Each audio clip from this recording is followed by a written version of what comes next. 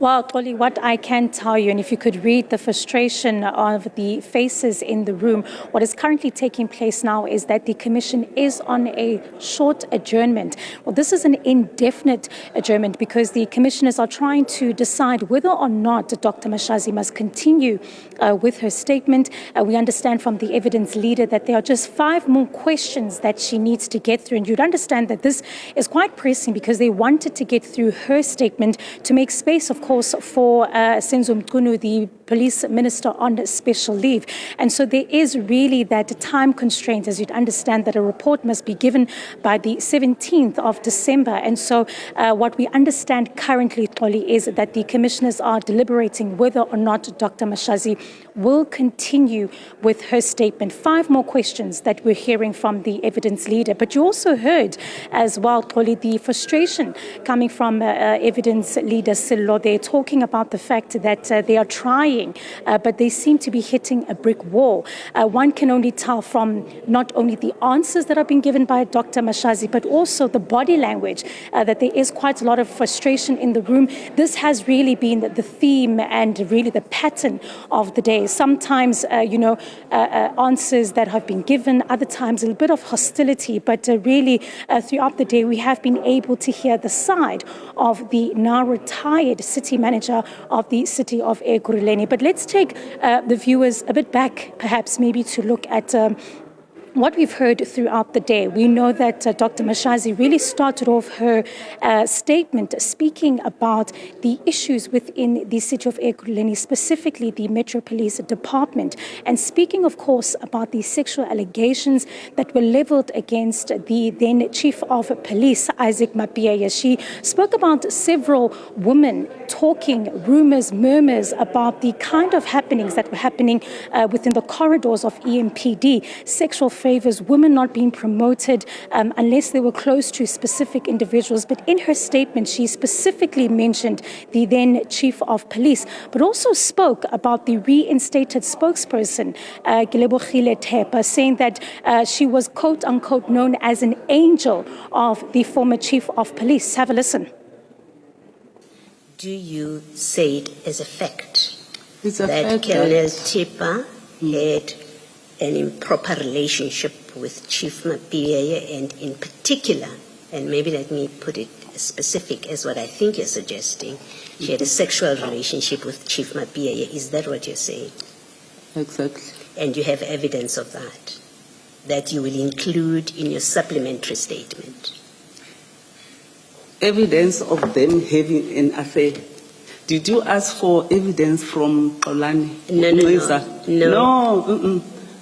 Ma'am, did you ask evidence from Neza when he said, I have extramural activities with Mkhwanazi? I'm asking you the question. You don't ask me questions. I ask you questions. So I have no comment. May I please speak?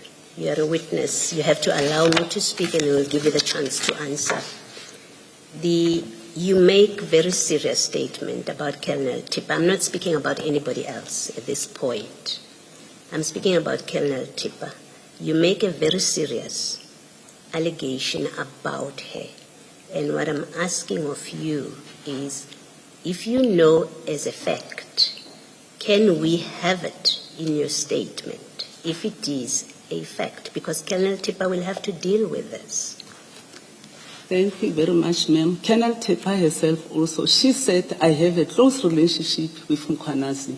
And I never, in the statement, you asking or the commission asking them that do you have evidence that I have a close relationship with Mkhwanazi?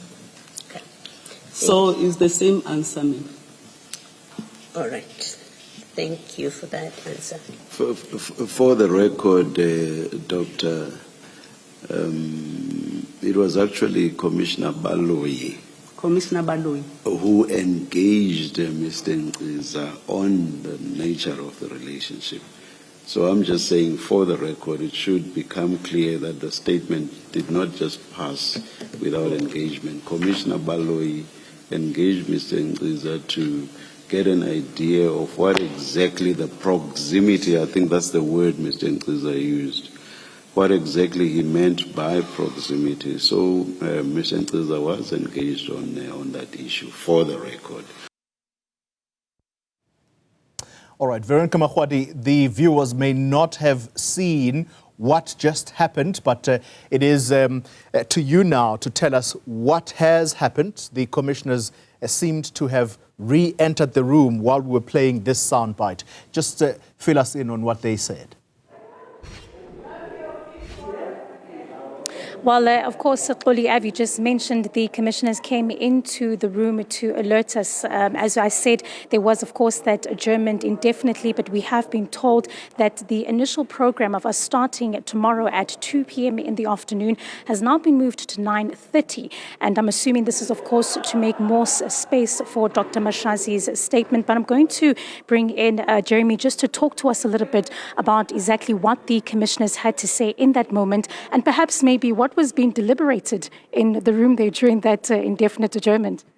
Well, I think it's fairly obvious after a grueling day that, one, the witness is exhausted, and it's not fair on her to continue with such a lengthy hearing.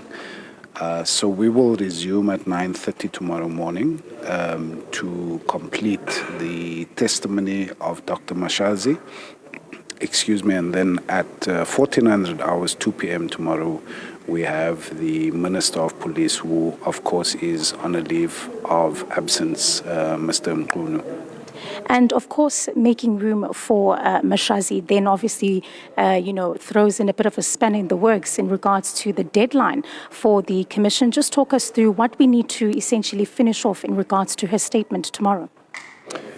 Well, there are a few remaining questions or issues to be covered tomorrow morning with Dr. Mashazi.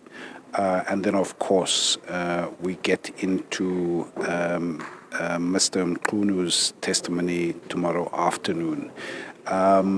This is a dynamic process because plan as we may, we can't foresee exactly how it is going to pan out on the stand with the witness. We've seen that repeatedly, and that makes the commission's scheduling challenging. It's part of the reason also why we don't announce too far ahead of time, aside from the security considerations. So we sort of have to play it by ear, as we can see today. So again, this is the last week of public hearings ahead of the deadline for the interim report to be submitted to the President on the 17th of December. And so, of course, we are working diligently but frantically to ensure that we complete what we need to do this week, and then ensure that we put in the hard yards towards submitting the interim report to President Ramaphosa on the 17th. Right. Well, thank you very much, Jeremy, for that. Xoli, as you've heard it there, that it's really hard to predict what happens when, of course, you are on the stand. And we saw today Dr. Mashazi having, as you've heard, a grilling session in terms of some of the issues that were brought forward. Again, it was a theme, I have to mention, of course, Xoli, of Mashazi really mentioning decisions and situations that she then said were carried out essentially by individuals. It was really a theme of her saying at some point that she was misled when it came to an IPID report and ill-advised in regards to that. There was also issues about the fact that she herself conceded to the fact that the MOUs, the Memorandum of Understanding that was signed to fit blue lights in the tender tycoon, the kingpin, Vusimusi Matlala's vehicles was as well illegal. And she says that at the time she was unaware of this. And so they continue to test some of the claims that she has made, but also specifically speaking to the fact that she has told the Commission that she has had not enough time to source certain documents, given the fact that she is obviously the retired city manager. Xoli. Veronica, as we wrap the day, therefore, much of what the Commission also would have wanted to understand is Dr. Imogen Mashazi's relationship with the now suspended EMPD Deputy Chief, Julius Mkhwanazi. What did she say in her explanation of this alleged close relationship she has with Julius Mkhwanazi? How did that pan out? Well, Polly, we only heard just one example in regards to that allegation about them enjoying a close relationship. And this is, of course, when Commissioner Sesi Baloyi was speaking about the evidence that she had about the alleged, subordinates working underneath Chief Mapieye and that he had allegedly had sexual relationships with. And when Commissioner Baloyi tested this and said, do you have evidence in regards to these women and individuals?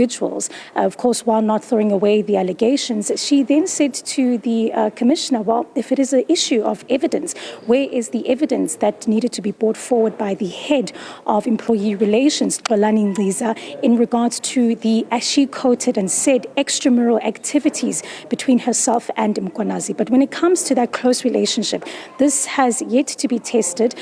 Even in fact, at some point, they were bringing up the various issues, specifically his suspension when it was lifted, and saying that perhaps did you have a hand in the fact that his suspension was lifted. And a lot of it has been in denial. A lot of it has been about processes, specifically processes she says that the then chief of police failed to implement, and that the issue does not rest at her door, but rather the failure of the chief of police to implement certain decisions when it came to disciplining Julius Mkhwanazi. This, of course, is a very big difference and comparison to what we heard throughout the various evidence given by those working in the city of Ekurhuleni, who similarly all painted a very similar picture about how she had a direct hand in the issues of not holding him to account as a rogue police officer.